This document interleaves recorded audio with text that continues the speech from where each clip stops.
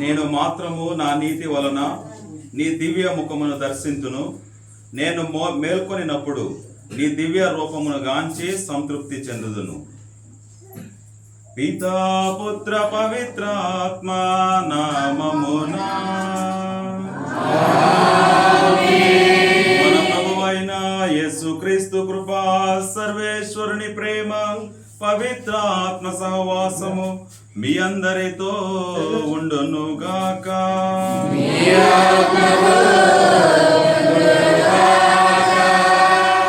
క్రీస్తునాథుని యందు ప్రియమైన సహోదరి సహోదరులారా, మనం అన్ని ఏర్పాటు చేసుకున్నప్పటికీ కొంచెం కరెంటు పోయి మనల్ని ఇబ్బంది పెడుతూ ఉంది.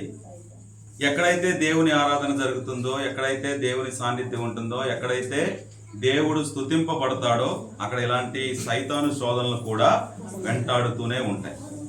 ఎవరూ కూడా తప్పుగా అనుకోకూడదు, ఎవరూ కూడా వేరే విధంగా ఆలోచించకూడదు. ఎందుకని మేము ఇన్ని ఏర్పాట్లు చేసుకుంటే ఈ విధంగా జరిగింది అనేటటువంటి ఆలోచన రానివ్వకూడదు. ఎందుకంటే అన్నీ కూడా దేవుని యొక్క ప్రణాళికే. ఈ విధంగా దేవుణ్ణి ఆరాధిస్తున్నాము అంటే అది ఒక గొప్ప భాగ్యం. ఎందుకంటే కరెంట్ లేదు, ఫ్యాన్లు లేవు, చెమట పోస్తుంది. ఇబ్బందిగా ఉంది. అయినప్పటికీ కూడా దేవుణ్ణి ఆరాధించాలి అనేటటువంటి మీ యొక్క ఆశ, మీ యొక్క తాపత్రయం, అది దేవుడు గుర్తించి మిమ్మల్ని ఆశీర్వదిస్తారు.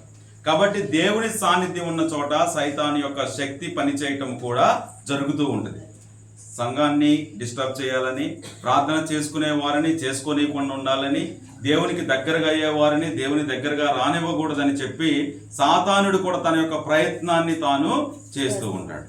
కానీ మనము ఆ సాతాను యొక్క శోధనలకు లొంగకుండా దేవుణ్ణి మాత్రమే ఆరాధించుకుంటూ, దేవుని యొక్క సాన్నిధ్యాన్ని అనుభవించుకుంటూ, దేవుని యొక్క దీవెనలు ఈరోజు ఈ యొక్క దివ్య బలి పూజ ద్వారా నాకు, నా కుటుంబానికి కలగాలి అనేటటువంటి ఆశతోటే ఈ యొక్క దివ్య బలి పూజలో పాల్గొనటానికి ప్రయాసపడాలి. కాబట్టి ఒక్కసారి కళ్ళు మూసుకొని ఈ యొక్క పవిత్రమైన దివ్య విందులో పాల్గొనటానికి సిద్ధమవుతున్నటువంటి మనము దేవునికి వ్యతిరేకముగా ఏమైనా తప్పులు చేసి ఉన్నామా, ఏమైనా పాపాలు చేసి ఉన్నామా, ఆయనకు నచ్చనటువంటి కార్యాలు ఏమైనా చేసి ఉన్నామా, ప్రతి ఒక్క దానిని ఒక్కసారి జ్ఞాపకపరుచుకొని, ప్రభువా, అయోగ్యురాలైనటువంటి నేను, అయోగ్యుడిగా ఉన్నటువంటి నేను నీ యొక్క పవిత్రమైన దివ్య విందులో పాల్గొనటానికి నన్ను యోగ్యునిగా, యోగ్యురాలుగా చేయండి ప్రభు అని ఆయన్ని మనస్ఫూర్తిగా ప్రార్థన చేసుకుంటూ ఆయన యొక్క ప్రాయశ్చిత్తానికై ప్రార్థన చేసుకుందాం. సహోదరి సహోదరులారా, పవిత్రములైన ఈ పరమరహస్యములను కొనియాడ యోగ్యులమగుటకు మన పాపములను ఒప్పుకొందము. సర్వశక్తి గల సర్వేశ్వరుని చెంతను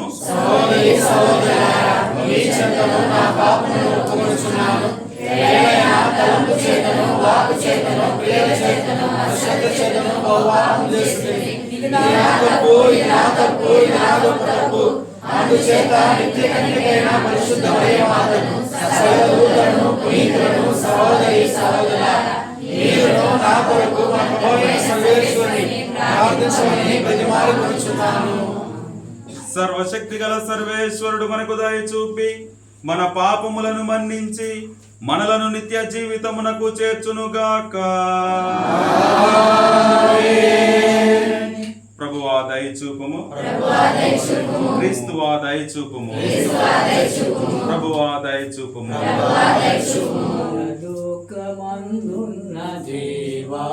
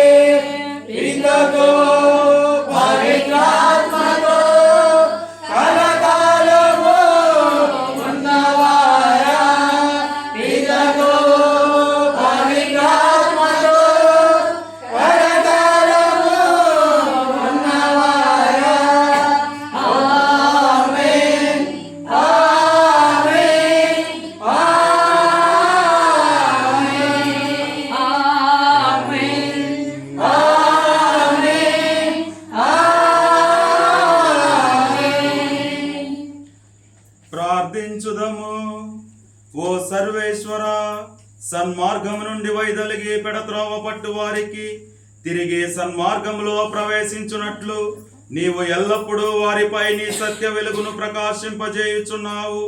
క్రీస్తునందు విశ్వాసమును ప్రకటించుట ద్వారా క్రైస్తవులైన వారికి క్రీస్తు నామమునకు విరుద్ధమైన క్రియలను విస్మరింపగల అనుగ్రహమును బలమును దయచేయుము. నీతోనూ పవిత్రాత్మతోనూ కలిసి యుగయుగములో జీవించుచు పరిపాలించడు మీ కుమారుడును మా ప్రభువైన క్రీస్తు ద్వారా ఈ మనవి చేయుచున్నాము.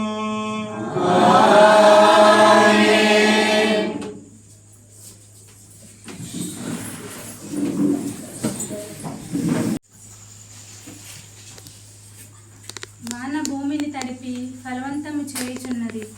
మొదటి పట్టణము యెషయా గ్రంథము 55వ అధ్యాయము 10వ వచనము 11వ వచనం వరకు. మొదటి పట్టణము యెషయా గ్రంథము 55వ అధ్యాయము 10వ వచనం నుంచి 11వ వచనం వరకు. వాన మంచు ఆకాశము నుండి దిగివచ్చి అచటికి మరలిపోక భూమిని తడిపి దాని మీద పైరును మొలిపించి పంట పండించెను. నా నోటి నుండి వెలువడు వాక్కు కూడా ఈ రీతిగానే ఉండును. అది నిష్ఫలముగా నా యొద్దకు తిరిగి రాక నా సంకల్పము నెరవేర్చును. నేను ఉద్దేశించిన కార్యములు సాధించును. ఇది ప్రభు వాక్కు.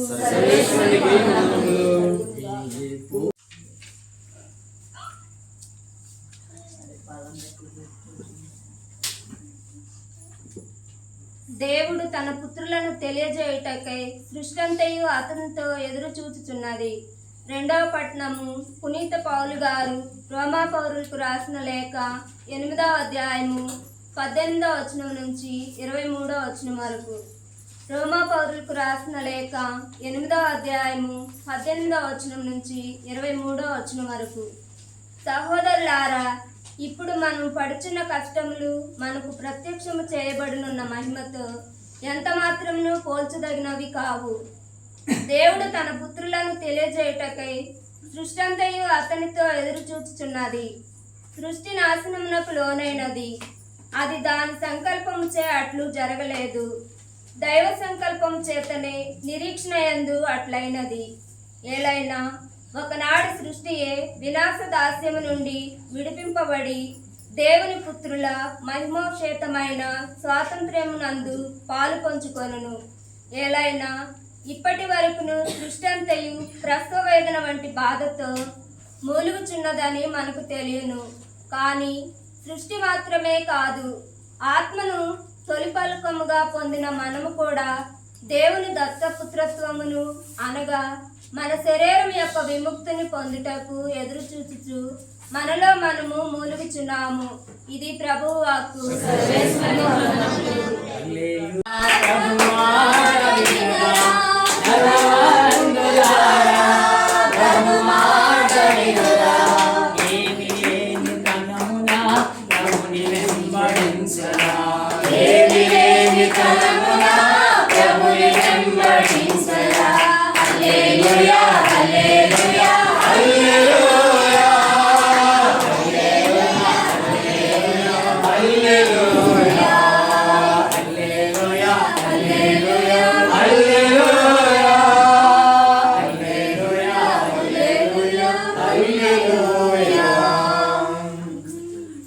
ఏలినవారు మీతో నుందురుగాక.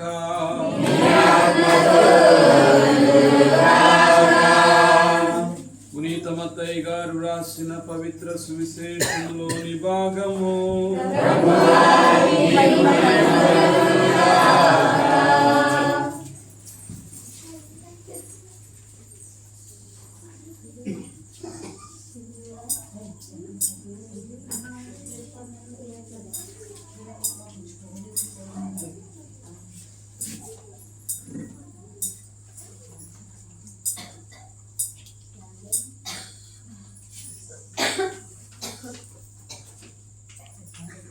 మత్తయి శుభవార్త 13వ అధ్యాయము 1వ వచనము నుంచి 9వ వచనం వరకు. యేసు ఇల్లు వెడలి సముద్ర తీరమున కూర్చుండెను. అప్పుడు జనులు గుంపులు గుంపులుగా ఆయన చుట్టూను చేరగా ఆయన ఒక పడవనెక్కి కూర్చుండెను. జనులందరూ తీరమున నిల్చుండిరి. ఆయన వారికి అనేక విషయములు ఉపమాన రీతిగా చెప్పెను. విత్తువాడొకడు విత్తనమును వెదజల్లుటకు బయలుదేరెను. అతడు వెదజల్లుచుండగా కొన్ని విత్తనములు త్రోవ ప్రక్కన పడెను. పక్షులు వచ్చి వానిని తినివేసెను. మరికొన్ని చాలినంత మన్ను లేని రాతి నేలపై పడెను. అవి వెంటనే మొలచెను, కానీ సూర్యుని వేడిమికి మాడి వేరు లేనందున ఎండిపోయెను. మరికొన్ని ముండ్ల పొదలలో పడెను. ఆ ముండ్ల పొదలు ఎదిగి వానిని అణచివేసెను. ఇంకను కొన్ని సారవంతమైన నేలపై పడెను. అవి పెరిగి ఫలింపగా 100 60 30 పంటనిచ్చెను. వినుటకు వీణులున్నవాడు వినుగాక అని యేసు పలికెను. ఇది క్రీస్తు సువిశేషము.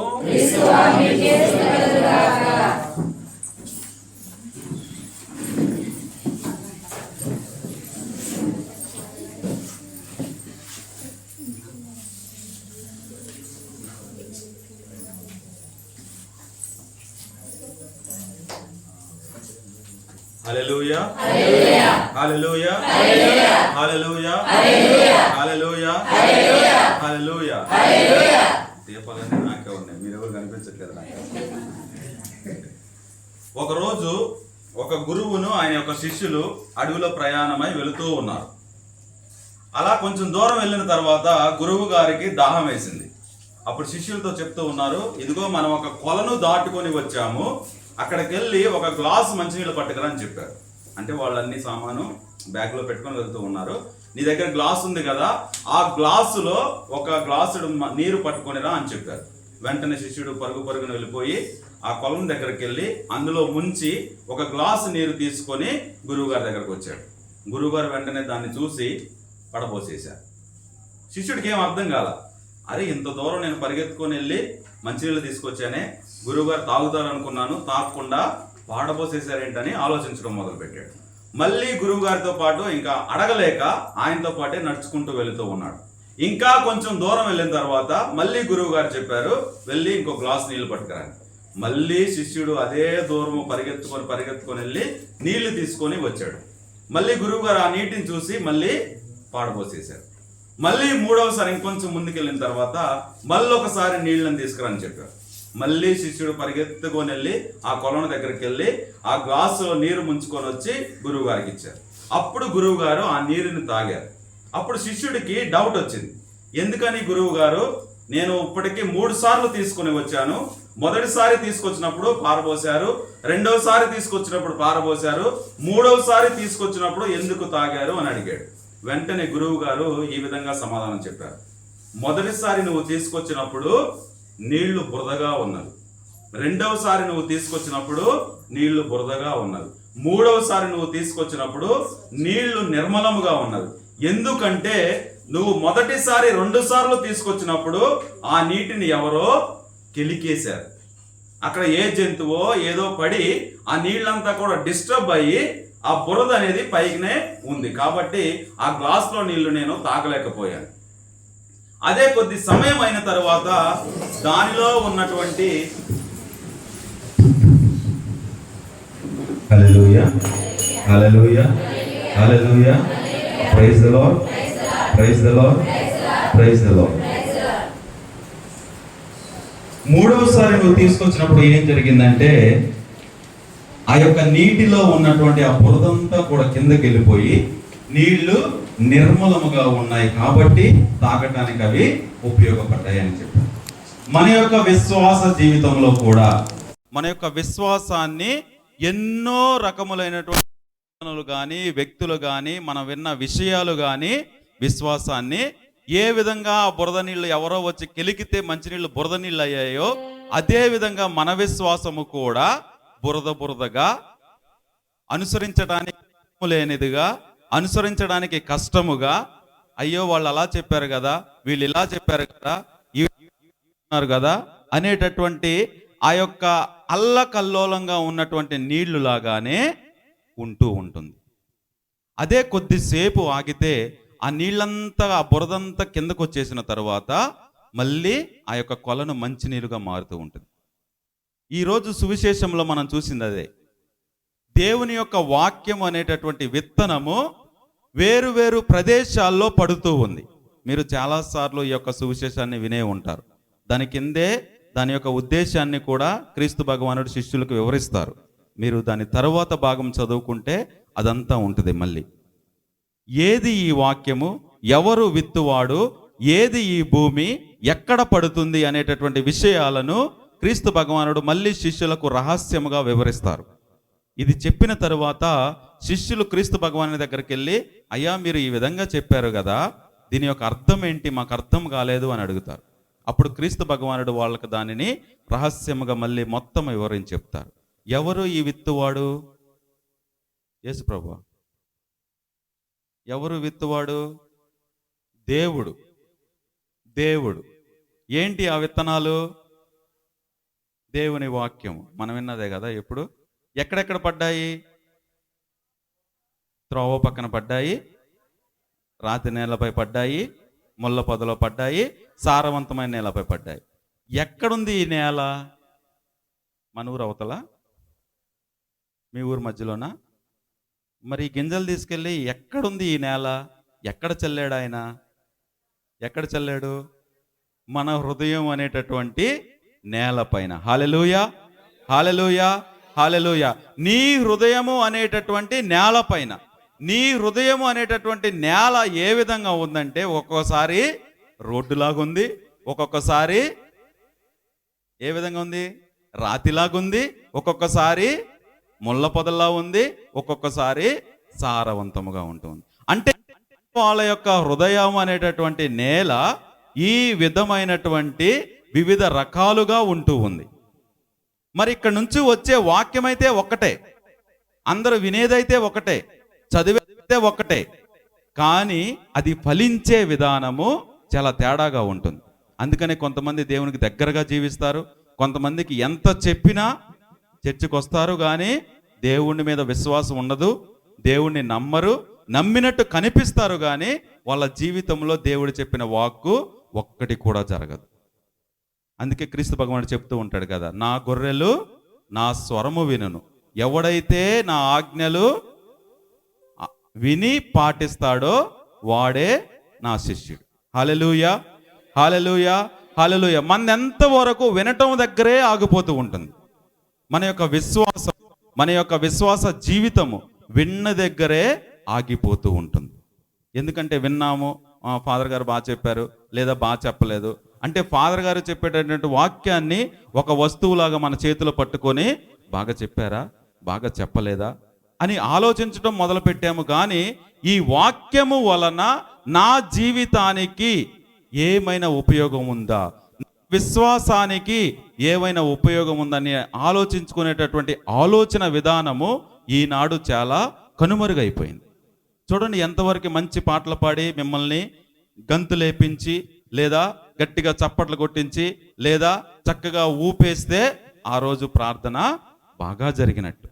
నిజముగా ఆలోచిస్తే ఆ రోజు ప్రార్థనలో నువ్వు ఎంతసేపు ప్రార్థన చేశావు, ఎంతసేపు దేవునితో నువ్వు మాట్లాడావు, ఎంతసేపు దేవుడు నీతో మాట్లాడాడు, ఇలాంటి విషయాలన్నీ కూడా కనుమరుగైపోయాయి. ఎంతవరకు పాటలు బాగున్నాయా, మ్యూజిక్ బాగుందా, నేను చప్పట్లు కొట్టానా, అబ్బో సంతోషం వచ్చిందా, అదే ప్రార్థన అనేటటువంటి విధానంలోనికి మనము దిగిపోయాం. అవునా కదా? అదే కదా ఈ మధ్య జరుగుతుంది. ఎందుకంటే ఒక స్టైల్లోకి వెళ్ళిపోయాం మనం. మిమ్మల్ని మ్యూజిక్తో ఒక స్టేజ్లోకి తీసుకెళ్తేనో, మిమ్మల్ని చక్కగా చప్పట్లు కొట్టిస్తేనో, మిమ్మల్ని చక్కగా ఊపేస్తేనో అదే ప్రార్థన అనేటువంటి విధానంలోనికి ఈనాటి మన ఆరాధన కార్యక్రమాలు వెళ్ళిపోతూ ఉన్నాయి. అందుకే ప్రార్థన అంటే ఏంటి? ప్రార్థన అంటే దేవునితో సంభాషణ. నేను ఇంతకు ముందు కూడా చాలా చోట్ల చెప్పాను. ఎందుకంటే ఇది మనం ఎప్పుడు చేసేటటువంటి ఒక ప్రక్రియ కాబట్టి ప్రార్థన అనే దాన్ని మనం అర్థం చేసుకోవాలి. ఎందుకంటే ఆ విధానాన్ని అర్థం చేసుకుంటేనే ఈ వాక్కు నీ హృదయం అనే భూమి మీద ఏ విధంగా ఫలిస్తుందో నీకు అర్థమవుతుంది. ప్రార్థన అంటే సంభాషణ, సంభాషణ అంటే మాట్లాడటం. మాట్లాడటానికి ఎంతమంది వ్యక్తులు కావాలి? 2 వ్యక్తులు కావాలి. రాజేష్ ఇంతకుముందు విన్నాడు, అందుకే అదే చెప్పేస్తున్నాడు. ఎంతమంది వ్యక్తులు కావాలి? 2 వ్యక్తులు కావాలి. ఒక్కడే మాట్లాడుకుంటూ పోతా ఉంటే ఏమంటాం మనం? ఈడేంట్రా పిచ్చోళ్ళగా ఒక్కడే మాట్లాడుకుంటున్నాడు, ఈడేంట్రా ఒక్కడే ఎప్పుడు చూసినా సరే తనలో తానే మాట్లాడుకుంటూ ఉంటాడు అంటాం. అవునా కాదా? మాట్లాడేటప్పుడు ఒక వ్యక్తి ఒక ప్రశ్న అడగాలి, ఇంకొక వ్యక్తి సమాధానం చెప్పాలి. ఎరా బాగున్నావంటే బాగున్నానని అతను చెప్పాలి. మళ్ళీ అతను ఇంకో ప్రశ్న వేస్తాడు, నువ్వెలా ఉన్నావు అని. అప్పుడు నేనేం చెప్తా? నేను బాగున్నాను. తిన్నావా అని నేను అడుగుతా. మళ్ళీ వాళ్ళు ఏమంటారు? తిన్నాను.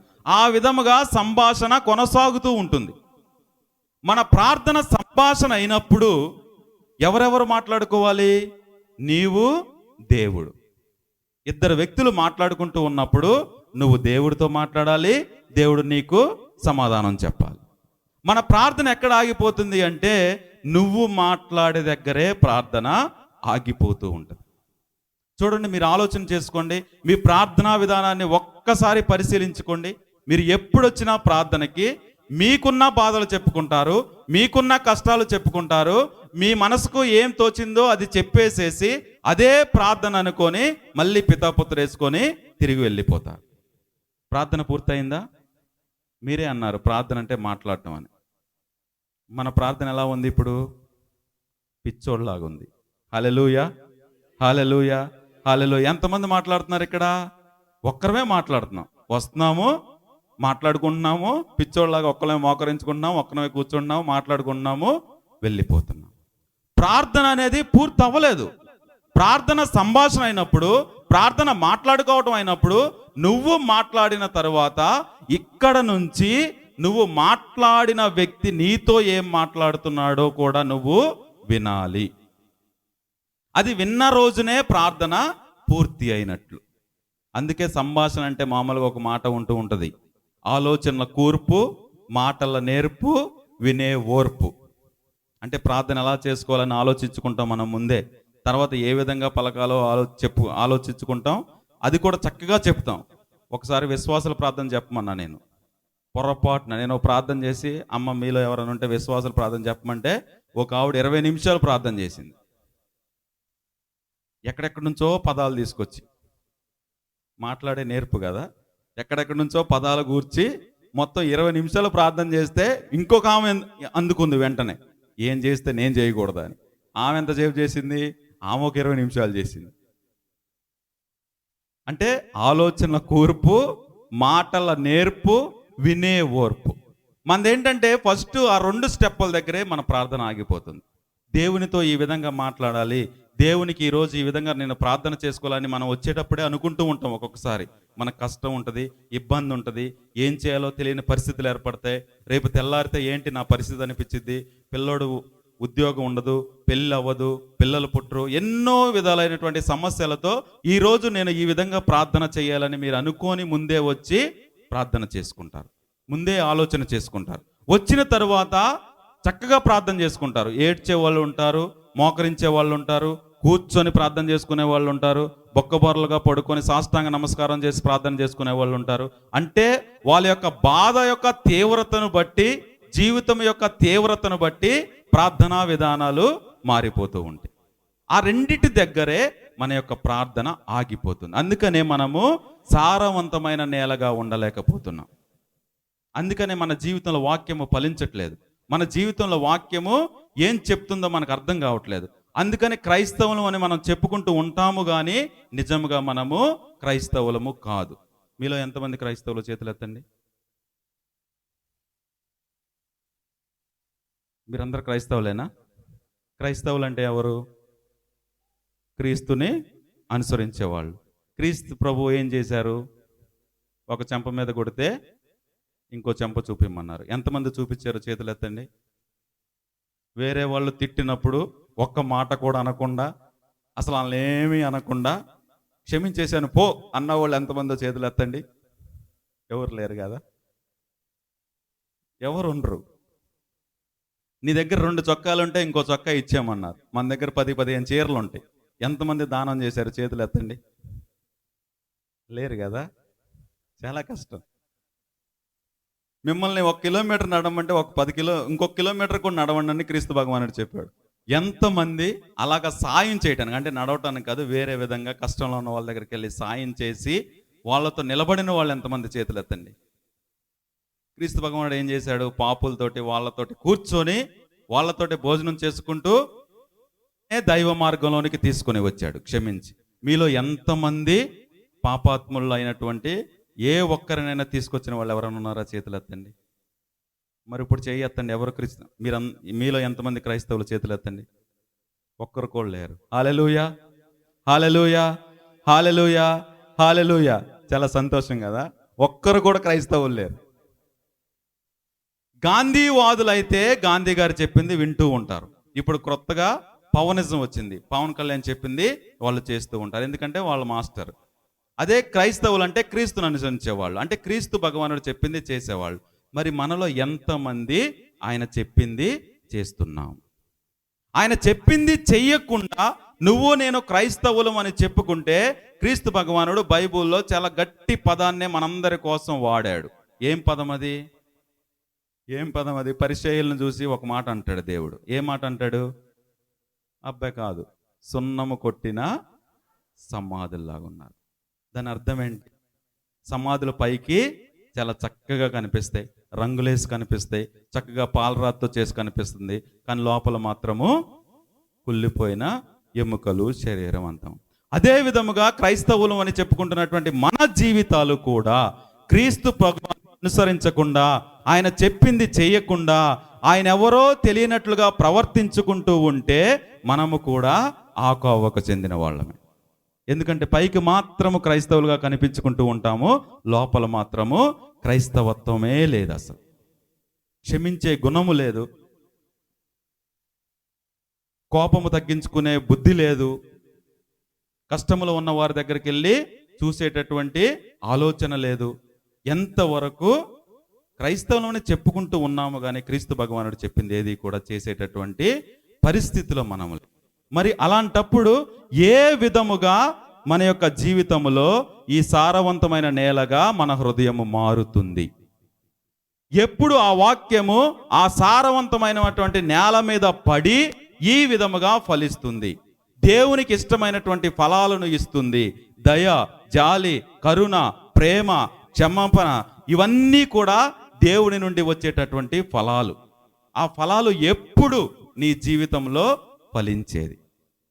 ఎప్పుడు నీ యొక్క దేవుని యొక్క సారవంతమైన నేలగా మారేది?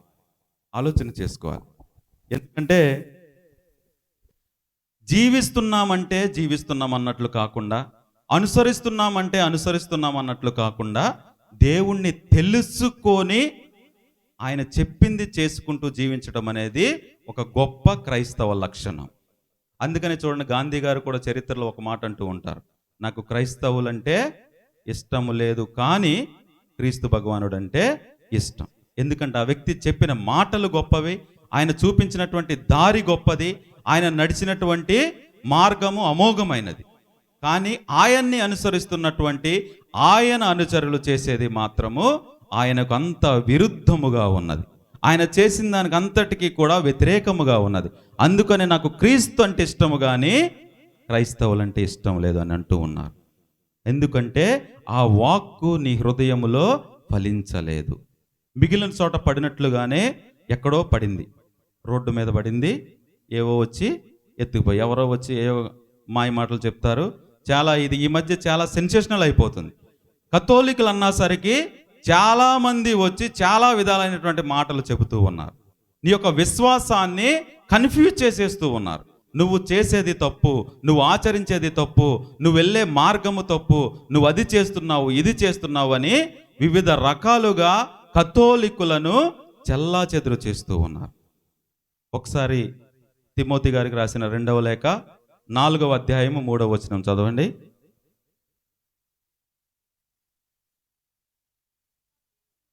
అమ్మా, అసత్యవాదులు ప్రజలు సత్యబోధన ఆలకింపని సమయము వచ్చును, తమ ఇష్టం వచ్చినట్లు తమకు నచ్చిన వారినే బోధించు పెక్కు మంది బోధకులను వారు చేరదీయుదురు. హల్లెలూయా, హల్లెలూయా, హల్లెలూయా. దాని అర్థం ఏంటంటే, ఒకానొక సమయం వస్తుంది, ప్రజలందరూ కూడా ఎవరైతే వాళ్ళకు చెవులకు నచ్చినట్లుగా బోధిస్తారో వాళ్ళనే చేరదీసే సమయము వస్తుంది. ఇప్పుడు మీరు పక్కలు చూసినట్లయితే అదే విధంగా జరుగుతూ ఉంది. మాకంటూ ఒకటి, మా వాళ్ళకంటూ ఒకటి, మా వీధికంటూ ఒకటి. అవునా కదా? ఎందుకంటే వాళ్ళు ఎప్పుడు మమ్మల్ని బాధ పెట్టరు. వాళ్ళు చెప్పే వాక్యం ఎప్పుడు మనల్ని బాధ పెట్టదు. మీరు విని చూడండి. ఎంతవరకు నువ్వు బాధల్లో ఉన్నావా, దేవుడు నిన్ను లేవనెత్తుతాడు, నువ్వు కష్టాల్లో ఉన్నావా, దేవుడు నీతో ఉంటాడు అని చెప్పుతూనే ఉంటారు తప్ప, నువ్వు ఇది చేస్తే దేవుడు నీ దగ్గర ఉండడు అనేటటువంటి వాక్యము రానే రాదు. నువ్వు ఇలా ఉంటే దేవునికి నచ్చవు అనేటటువంటి వాక్యము రానే రాదు. అందుకనే చెవులకి ఇష్టమైన చోటే వెళుతూ ఉంటారు.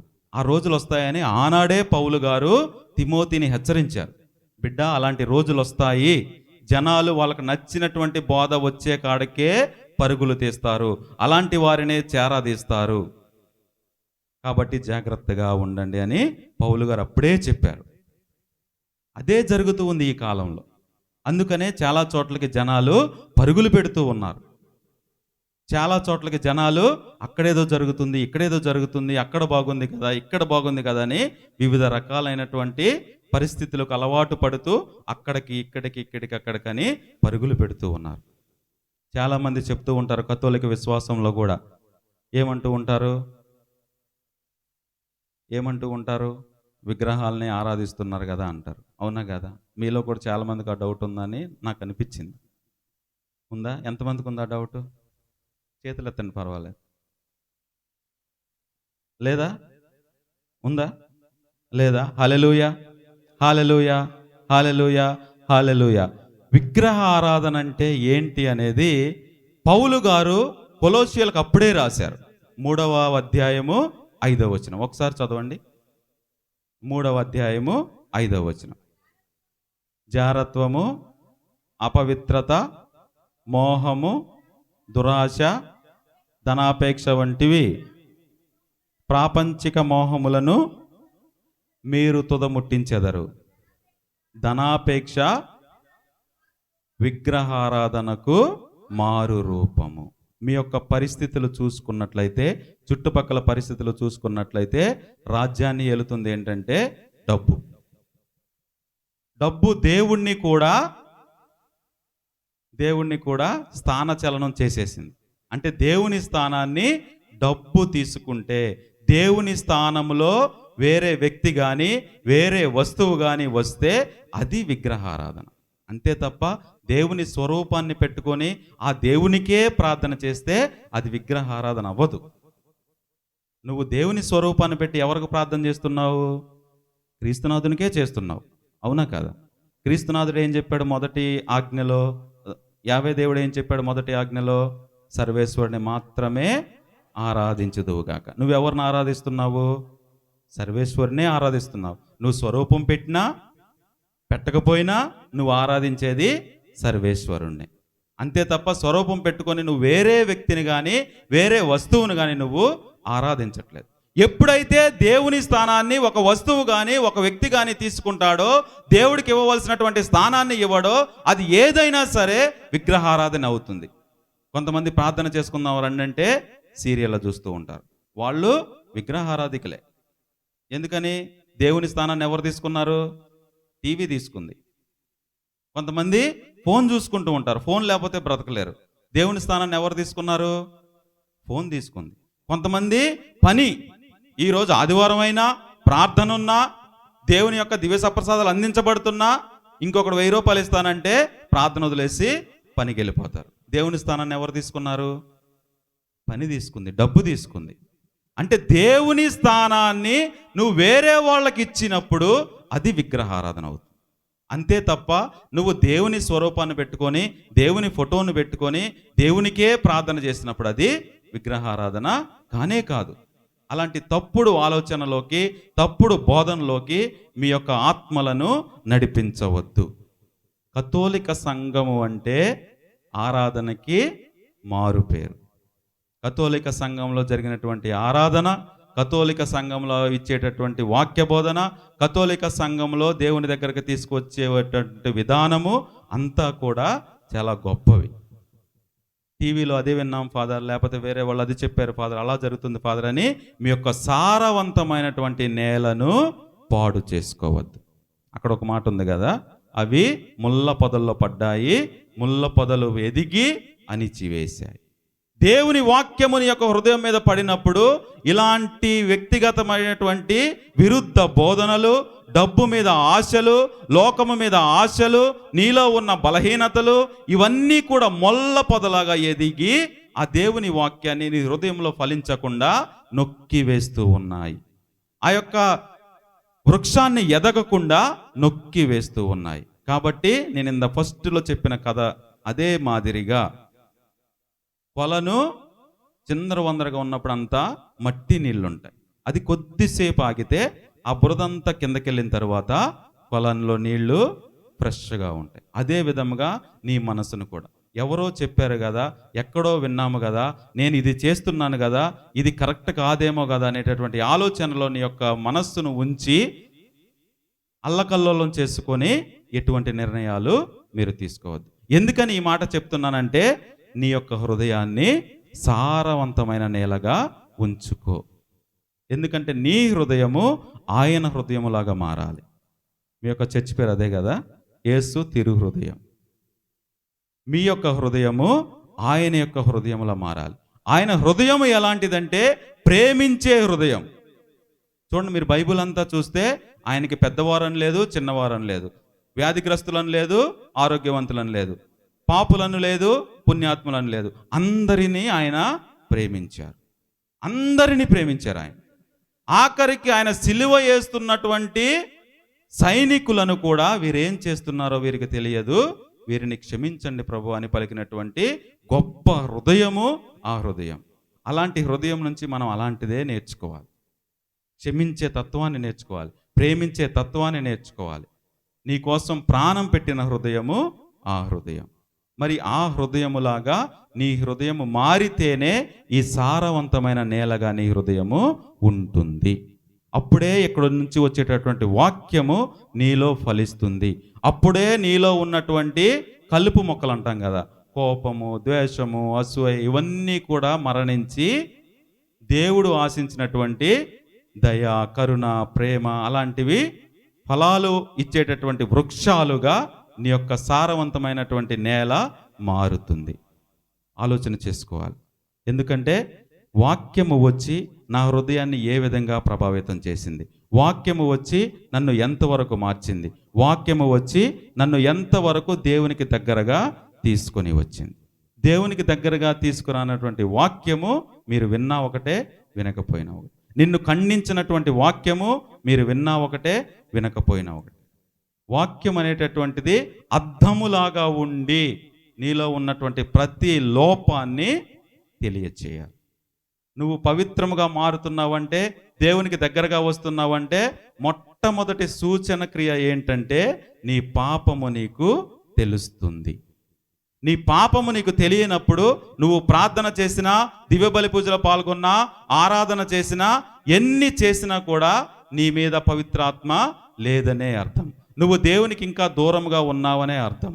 ఎందుకంటే దేవుడు ఎంత పరమ పవిత్రుడు నీకు తెలిస్తే ఆయన సన్నిధిలో కూర్చోవటానికి నేను యోగ్యుడినా, యోగ్యురాలునా అనేటటువంటి ప్రశ్న మీ యొక్క హృదయంలో ఉద్భవిస్తుంది. అలా ఉద్భవించని రోజున, తప్పు చేసినా ఏమీ అనిపించని రోజున దేవుడికి మీరు చాలా దూరంలో ఉన్నారని అర్థం. అంటే మీ నేల ఇంకా ఒక రోడ్డులాగో రాతి నేలలాగో ముళ్ళ పొదల్లాగానే ఉంది తప్ప సారవంతమైనటువంటి నేలగా మీ హృదయం మారలేదని అర్థం.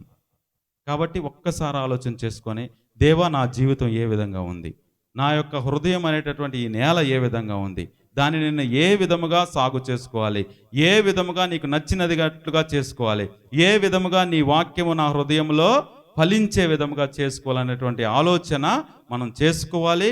చక్కగా దేవుని యొక్క వాక్యాన్ని మన హృదయంలో నాటుకోవాలి. ఆ యొక్క ఫలాలను మనం నలుగురికి చూపించాలి. క్షమించడం నేర్చుకోవాలి, ప్రేమించడం నేర్చుకోవాలి, దానం చేయటం నేర్చుకోవాలి, కష్టంలో ఉన్న వారి దగ్గరికి వెళ్ళటం నేర్చుకోవాలి, బాధలో ఉన్న వారిని ఓదార్చడం నేర్చుకోవాలి, పాపి అయినటువంటి వాడికి దేవుణ్ణి తెలియజేసి తీసుకురావటం నేర్చుకోవాలి. అప్పుడే ఈ యొక్క వాక్యము అనేటటువంటి విత్తనము నీ యొక్క సారవంతమైనటువంటి నేల అయినటువంటి నీ యొక్క హృదయములో ఫలించి ఆ యొక్క ఫలాలను నలుగురికి అందజేస్తుంది. కాబట్టి ఈ యొక్క పండుగలన్నీ కూడా మనకు అదే గుర్తు చేస్తాయి. పండుగలు చేసుకున్నామంటే చేసుకున్నామని కాదు, ఎంతవరకు నువ్వు నేను దేవునికి దగ్గరగా వచ్చాం. పండగ చేయటము ద్వారా, దేవుని యొక్క సన్నిధిలో కూర్చోవటం ద్వారా, దేవుణ్ణి ఆరాధించడం ద్వారా ఎంతవరకు నేను దేవునికి దగ్గరగా వచ్చాను, ఎంతవరకు నా కుటుంబము దేవునికి దగ్గరగా ఉంది, నా యొక్క హృదయము దగ్గరగా ఉంది అని ఆలోచన చేసుకుంటూ ఆయన హృదయానికి దగ్గరగా ఉండడానికి ఎప్పుడు కూడా మనము ప్రయత్నం చేయాలి. అప్పుడే దేవాతి దేవుడు మిమ్మల్ని మీ కుటుంబాలను నూరంతలుగా ఆశీర్వదిస్తారు. పితా పుత్ర పవిత్ర ఆత్మనామమున ఆమేన్. అందరం కూడా లేచి నిలబడి విశ్వాస సంగ్రహం చెప్పుకుందాము. పరలోకమును భూలోకమును సృష్టించిన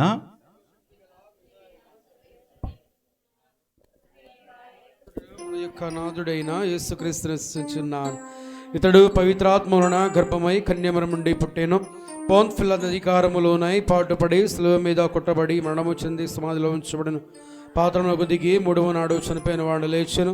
పరలోకమునకెక్కి సర్వశక్తి గల పిత అయిన సర్వేశ్వరుని కుడి ప్రక్కన కూర్చొని ఉన్నారు. అక్కడుండి జీవించే వాళ్ళకు చనిపోయిన వాళ్ళు తీర్పు చేయటకు వచ్చాను. పవిత్రాత్మను విశ్వసించున్నాను. పరిశుద్ధ కథోలికా సభను పునీతుల సంబంధ ప్రయోజనం విశ్వసించున్నాను. పాపముల మన్నింపును విశ్వసించున్నాను. శరీరం యొక్క ఉత్థానం విశ్వసించున్నాను. నిత్య జీవమును విశ్వసించున్నాను. ఆమేన్.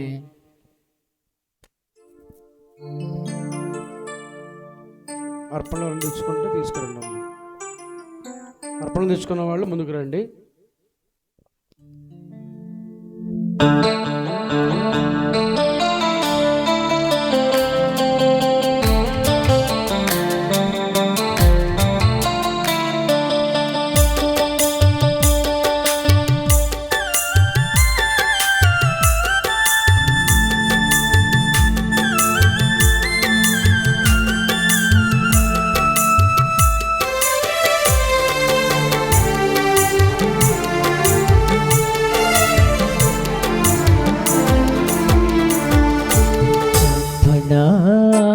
ఇది ప్రేమార్పణ, అర్పణ ఇది భక్తి అర్పణ, అర్పణ ఇది ప్రేమార్పణ, అర్పణ ఇది భక్తి అర్పణ. అందుకొందుకు స్వామి ప్రేమతో, స్వామి ప్రేమతో, అనురాగభరితమైన అర్పణ, అనురాగభరితమైన అర్పణ, అర్పణ ఎని ప్రేమార్పణ, అర్పణ ఎని భక్తి అర్పణ.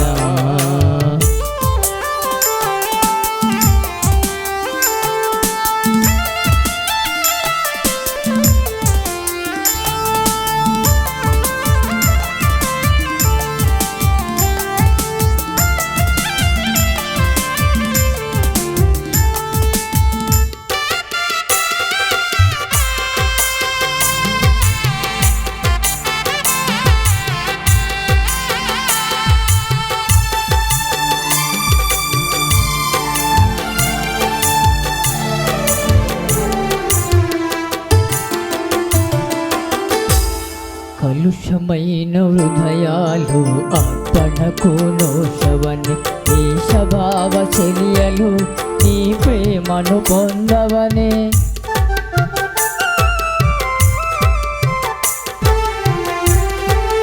కలుషమైన హృదయాలు అర్పణకు నోషవని నీ స్వభావ చర్యలు నీ ప్రేమను పొందవన్ శాంతోత్వం మరచి మాతృత్వం పెంచి శాంతోత్వం మరచి మాతృత్వం పెంచి నీ చెంతకు తెచ్చాము మా మనసులో నీ చెంతకు తెచ్చాము మా మనసులో. సహోదరి సహోదరులారా, నేనును మీరును అర్పించు ఈ బలి సర్వశక్తి గల పిత అయిన సర్వేశ్వరునికి అంగీకారమగునట్ల ప్రార్థింపుడు. ప్రభు తన నామస్తుతి మహిమల కొరకును మన ప్రయోజనముల కొరకును తన పవిత్ర శ్రీ సభ ప్రయోజనముల కొరకును మీ కరముల ద్వారా ఈ బలిని స్వీకరించుదురుగాక. ప్రార్థించుదము. ఓ ప్రభువా, నీకు మొరపెట్టుకొనుచు సమర్పించుచున్న నీ స్త్రీ సభ అర్పణలను దయతో వీక్షింపుము. ఈ అర్పణలను ఆహారముగా భుజించు నీ విశ్వాసులకు పవిత్రతములో మరింత వృద్ధిని దయచేయుము. మా ప్రభువైన క్రీస్తు ద్వారా ఈ మనవి చేయుచున్నాము.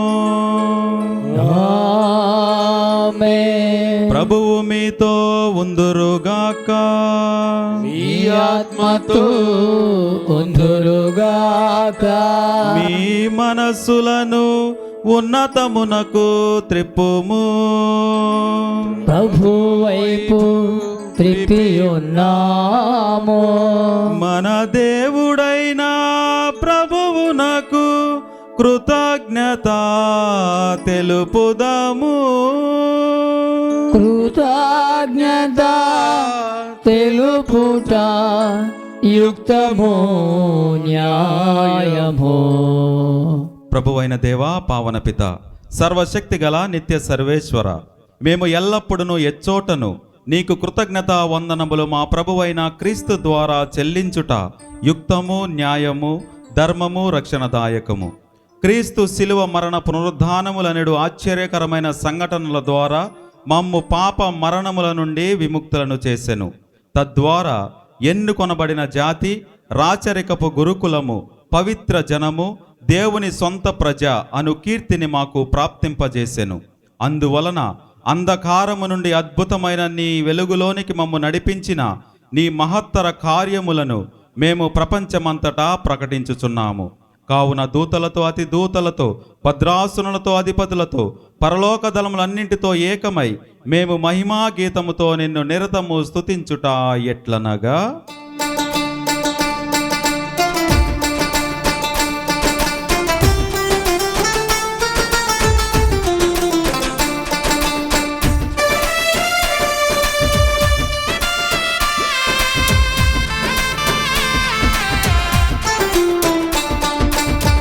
హోసన్నా హోసన్నా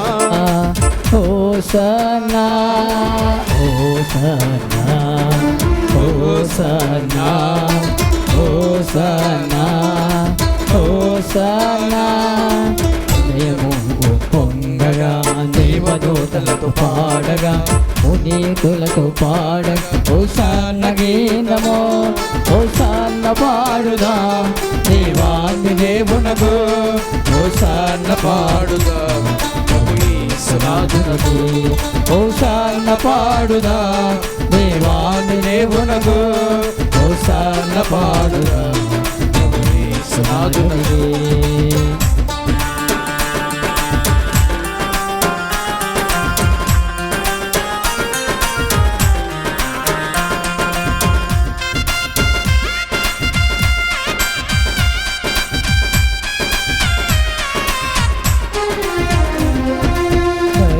అధిపతి అయిన సర్వేశ్వరుడు పరిశుద్ధులు పరిశుద్ధులు పరలోకము భూలోకము ఈ మహిమతో నిండి ఉన్నది. మహోన్నతమున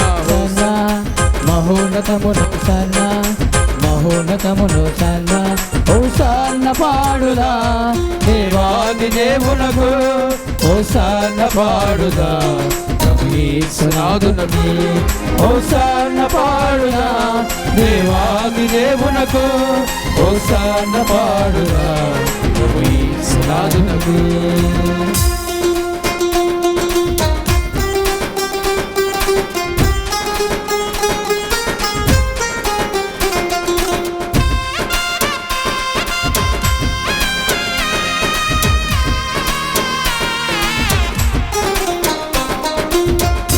నామమున చేయువారు ధన్యులు ధన్యులు మహోన్నతమును సన్న మహోన్నతమును సన్న మహోన్నతమును సన్న హోసన్న పాడుదా దేవాది దేవునకు హోసన్న పాడుదా ప్రభు యేసునాథునకు హోసన్న పాడుదా దేవాది దేవునకు హోసన్న పాడుదా ప్రభు యేసునాథునకు.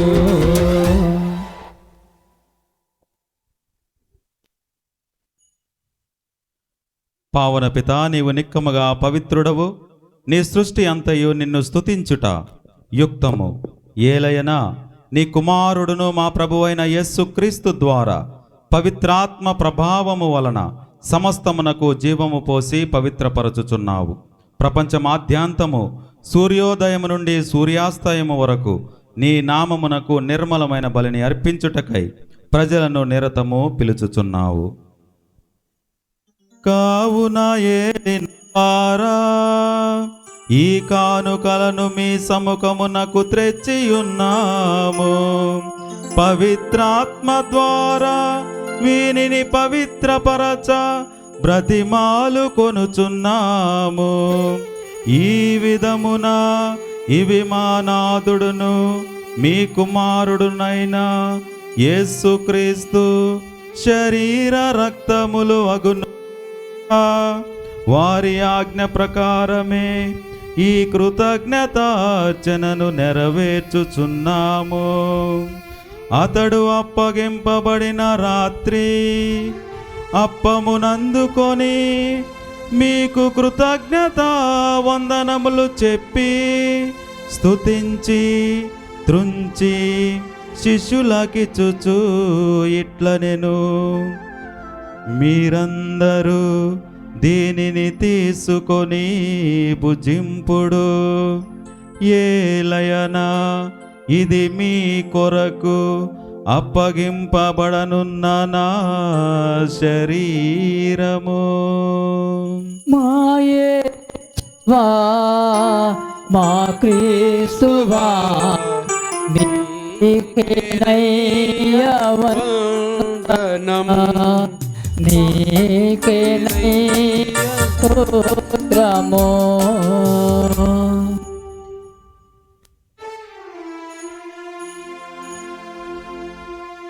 ఆ విధముగానే గణానంతరము పాత్రమునందుకొని మీకు కృతజ్ఞత వందనములు చెప్పి స్తుతించి శిష్యులకిచ్చుచు ఇట్లనెను, మీరందరూ దీనిని తీసుకొని దీని నుండి పానము చేయుడు.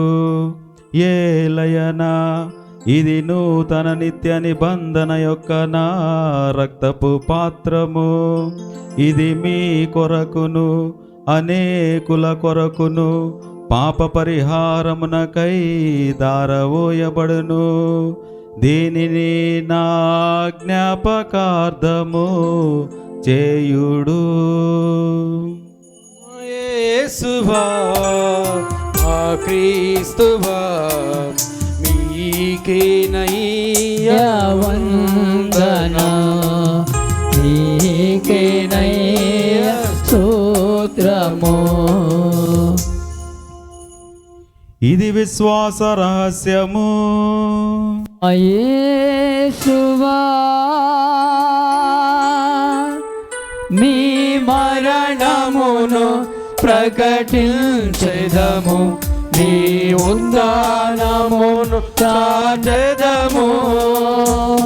మీ మీరు మరల వచ్చు వరకు మేము వేచియుందుము, మేము వేచియుందుము.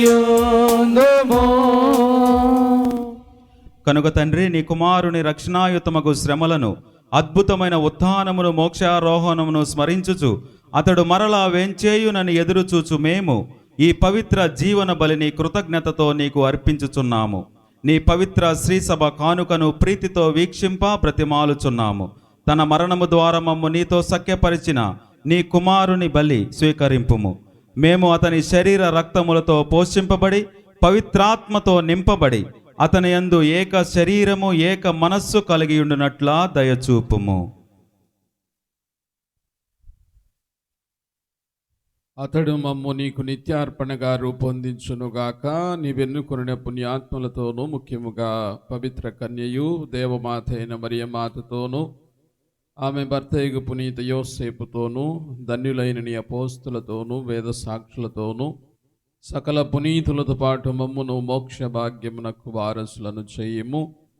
ఏలైనా వీరి విజ్ఞాపన ప్రార్థనల నిర్వధిక సహాయంపై మేము ఆధారపడి ఉన్నాము. ఓ ప్రభువా, మమ్ము నీతో సఖ్యపరచి బలి లోకమంతటికి శాంతిని, శ్రేయస్సును ప్రసాదించున్నట్లు బ్రతిమాలుచున్నాము. ఈ లోకమున యాత్ర చేయు నీ శ్రీసభను, నీ సేవకుడగు మాలియో జగద్గురువును, మా జోసఫ్ రాజారావు పీఠాధిపతిని, తదితర పీఠాధిపతులను, గురువులను, నీవు సంపాదించుకొనిన ప్రజలందరినీ విశ్వాసమందును ప్రేమయందును దృఢపరుపుము. నీ చిత్త ప్రకారము నీ సముఖమున చేరియున్న ఈ ప్రజల మనములను ఆలకింపుము. దయగల తండ్రి, నలుదెసల చదిరియున్న నీ బిడ్డలందరినీ కనికరించి నీతో ఐక్యపరచుకునము. చనిపోయిన మా సహోదరి సహోదరులను నీ ప్రేమయందు ఈ లోకమున వేడిన వారందరినీ దయతో నీ రాజ్యములో చేర్చుకొనుము. మేమును అచట చేరి నీ మహిమను వీక్షించు నిత్యానందం పొందముగాక. మా ప్రభువైన క్రీస్తు ద్వారా మనవి చేయుచున్నాము. అతని ద్వారా నీవు సకల మేలులను లోకమునకు దయచేయుచున్నావు.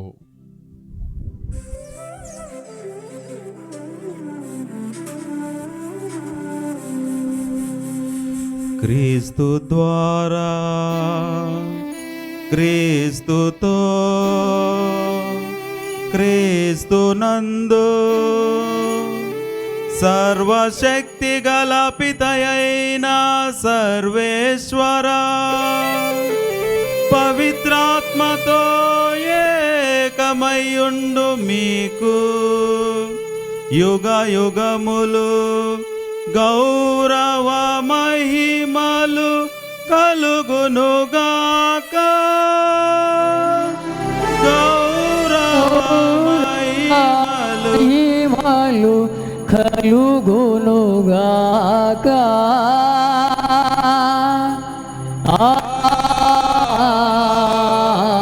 ఆమేన్.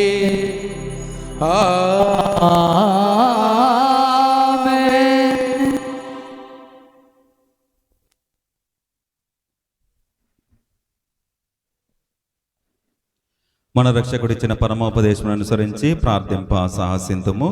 పరలోకమందుండెడు మా యొక్క తండ్రి,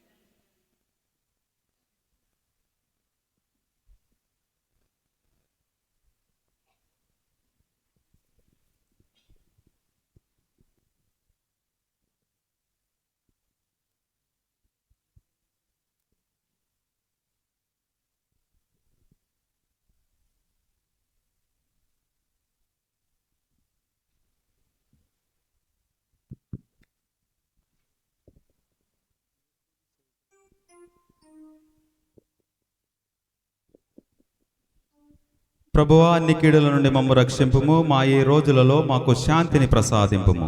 నీ దయానుగ్రహము వలన పాపము నుండి మమ్ము విముక్తులను చేసి అన్ని కలతల నుండి సర్వదా కాపాడము. మేము మోక్షానందమును మా రక్షకుడైన యేసుక్రీస్తు ఆగమమును నిరీక్షించుచుందుము. ఏలైనా నిరంతరం మీదే రాజ్యము, మీదే అధికారము, మీదే మహిమ. శాంతిని మీకు అనుగ్రహించుచున్నాను, నా శాంతిని మీకు ఇచ్చుచున్నాను అని నీ అపోస్తులతో వచించిన ప్రభు అయిన యేసువా, మా పాపములను లెక్కింపక నీ శ్రీ సభ విశ్వాసమును వీక్షింపుము. నీ చిత్త ప్రకారము నీ సభకు శాంతిని, ఐక్యమును అనుగ్రహింపుము. యుగ యుగములు జీవించుచు పరిపాలించు ప్రభువా. ఆమేన్. ప్రభుని శాంతి ఎల్లప్పుడూ మీతో ఉండునుగాక. మీ ఆత్మతోనూ ఉందురుగాక. ఒకరికొకరము సమాధానము తెలుపుకుందాము.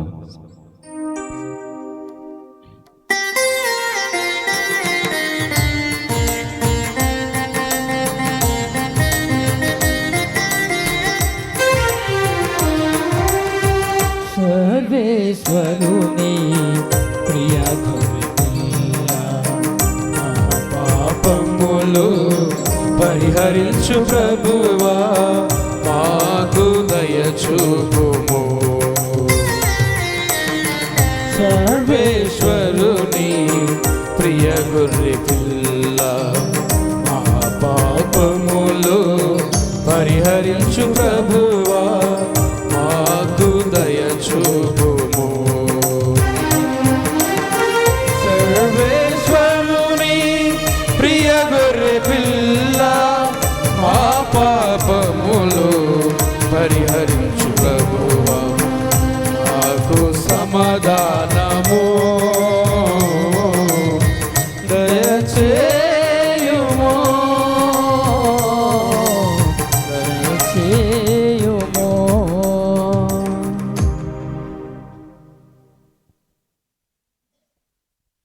ఇదిగో సర్వేశ్వరుని గొర్రెపిల్ల, ఇదిగో లోకము యొక్క పాపములను పరిహరించెడి ప్రభువు. ఈ గొర్రెపిల్ల విందుకు పిలువబడిన వారు ధన్యులు. ప్రభువా, మీరు నా ఇంట ప్రవేశించుటకు నేను పాత్రుడను కాను, కానీ మీరు ఒక్క మాట పలికిన నా ఆత్మ స్వస్థత పొందును. క్రీస్తునాథుని శరీర రక్తములు మనలను నిత్య జీవితమునకు కాపాడునుగాక. ఆమేన్.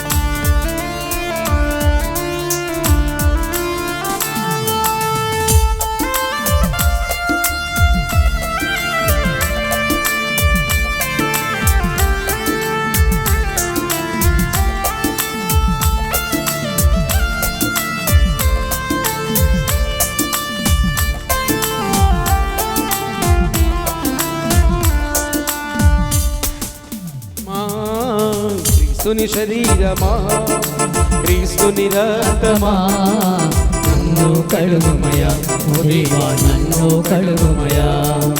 క్రీస్తుని ఆత్మమా, క్రీస్తుని శరీరమా, క్రీస్తుని రక్తమా, నన్ను కడుగుమయా, ఓ దేవా నన్ను కడుగుమయా.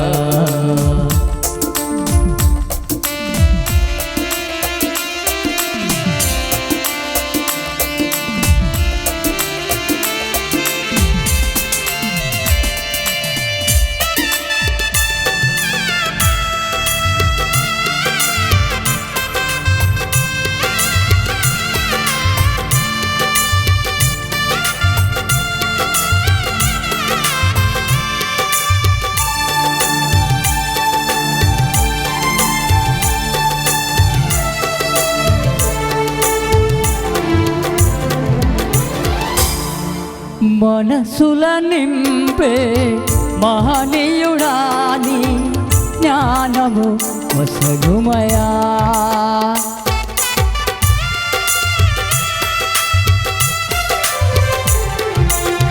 మనసుల నింపే మహనీయుడాని జ్ఞానము కొసగుమయా ఓ దేవా యేసుని ప్రక్క నుండి కారిన బలియనంద నన్ను కలుగుమయా ఓ దేవా నన్ను కలుగుమయా ఓ దేవా క్రీస్తుని ప్రక్క నుండి కారి పడిన నీల నన్ను కలుగుమయా ఓ దేవా నన్ను కలుగుమయా క్రీస్తుని ఆత్మా క్రీస్తుని శరీరమా క్రీస్తుని రక్తమా నన్ను కడుగుమయా ఓ దేవా నన్ను కడుగుమయా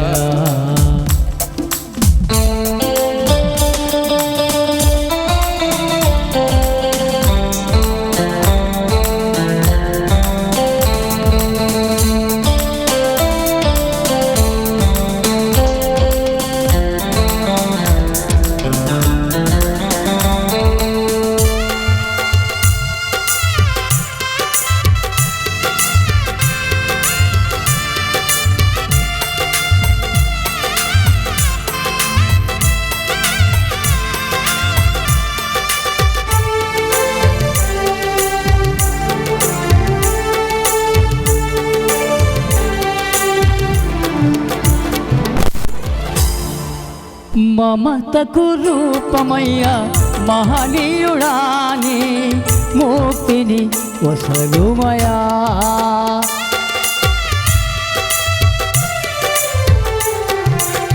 మమతకు రూపమయ్యా మహనీయుడాని ముక్తిని వసగుమయా ఓ దేవా నా మరణ సమయమందు నన్ను నీ సన్నిధికి నన్ను పిలువుమయా ఓ దేవా నన్ను పిలువుమయా ఓ దేవా నా మరణ సమయమందు నన్ను నీ సన్నిధికి నన్ను పిలువుమయా ఓ దేవా నన్ను పిలువుమయా క్రీస్తుని ఆత్మమా క్రీస్తుని శరీరమా క్రీస్తుని రక్తమా నన్ను కడుగుమయా ఓ దేవా నన్ను కడుగుమయా క్రీస్తుని ఆత్మా క్రీస్తుని శరీరమా క్రీస్తుని రక్తమా నన్ను కడుగుమయా ఓ దేవా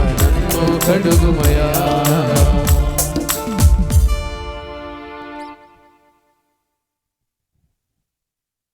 అందరూ మోకరించుదాం.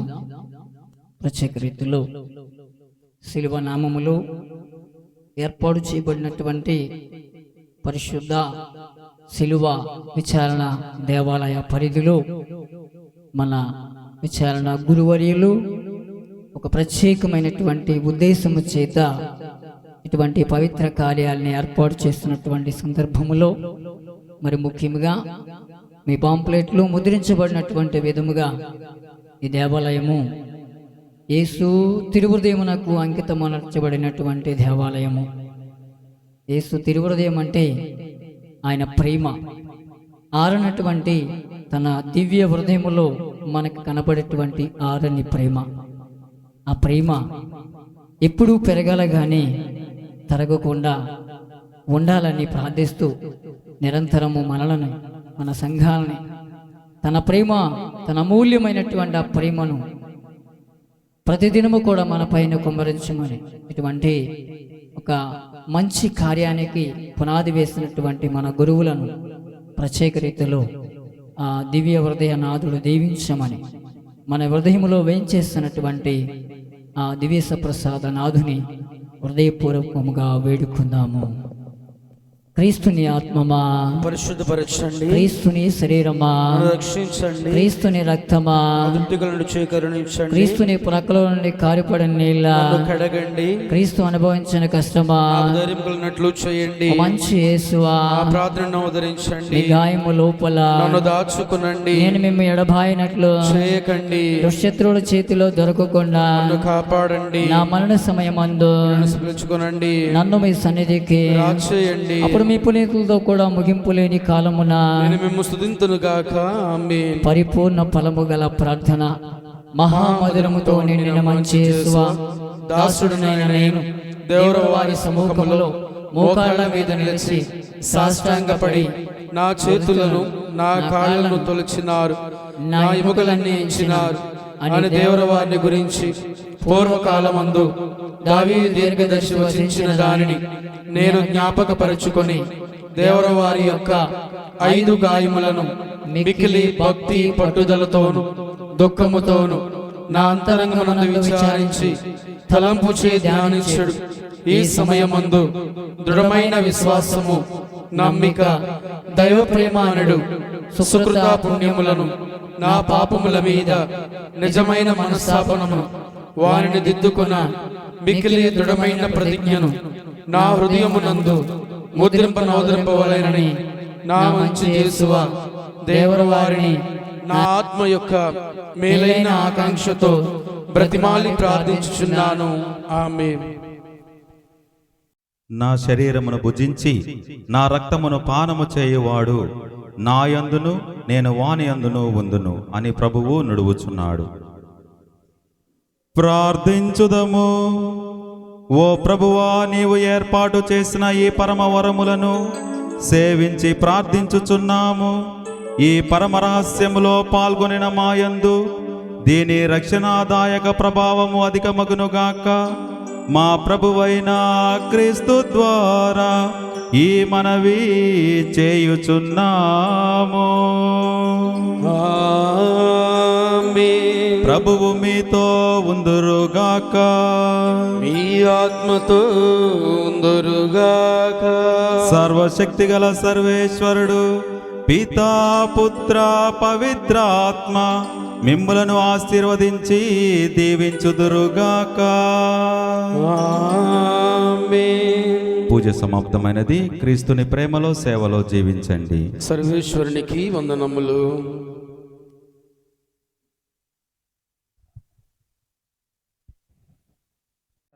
మా యొక్క స్నేహితుడి యొక్క friend Raviteja father first steel stall దగ్గర, ఒక టీ స్టాల్ దగ్గర రాజేష్ మాస్టర్ మేము తాగుతుంటే రాజేష్ మాస్టర్ ఫాదర్ గారు కాల్ చేసిన తర్వాత నేను అప్పుడు ఆయనకి పరిచయం అయ్యాను. అంతవరకు నాకు తెలియదు.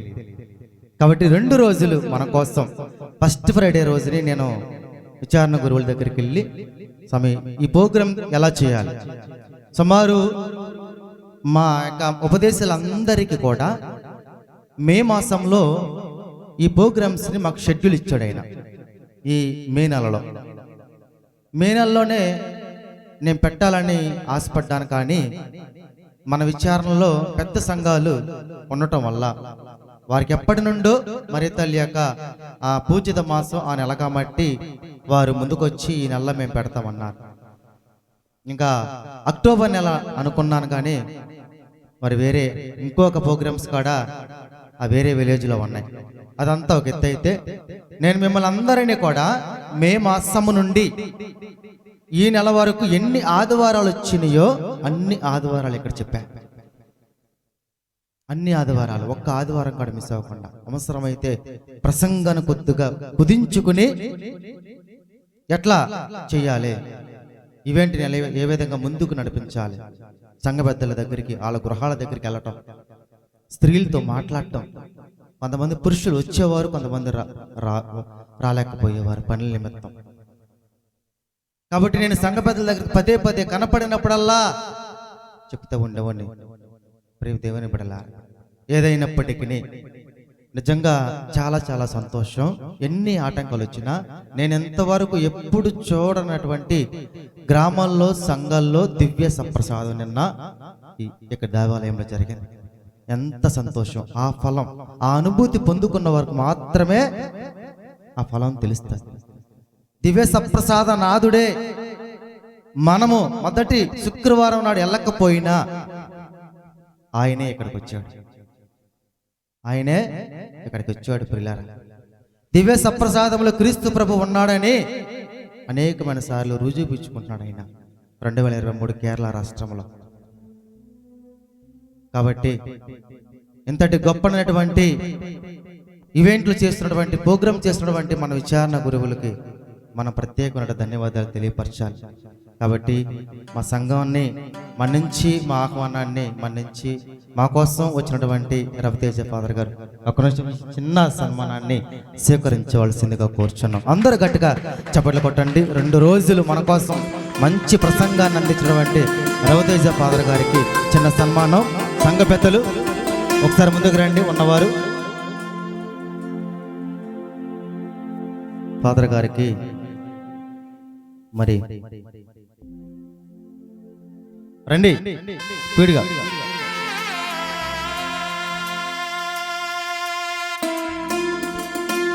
అందరు అక్కడ గట్టిగా చప్పట్లు కొట్టండి.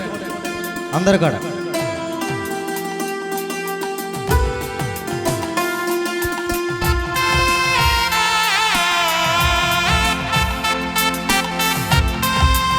తర్వాత మరీదల సభ్యులు, స్త్రీలు రండి. ఎలిజబెత్ మామ గారు అందరు రండి. సాల్వా త్వరగా రండి రండి రండి, లేచి రండి. నేను ఒకరి పేరు పెట్టి పిలవట్లేదు, అందరూ రండి. అందరు రండి.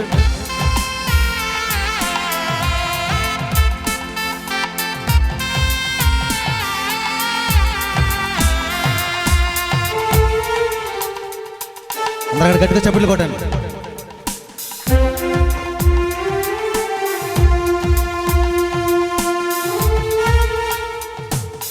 తర్వాత చిన్నపిల్లలు ఒకసారి ముందుకు రండి. చిన్నపిల్లలు ఒకసారి ముందుకు రండి. చిన్నపిల్లలు సంజయ్ అందరూ ఫాదర్ గారికి చిన్న గిఫ్ట్. చిన్నారి బిడ్డలు ఒకసారి అందరు ఇక్కడ గట్టిగా చప్పట్లు కొట్టండి. చిన్న బిడ్డలు మరి ఫాదర్ గారికి చెడు కార్యక్రమం ఇస్తున్నారు. అందరు ఇక్కడ గట్టిగా చప్పట్లు కొట్టండి.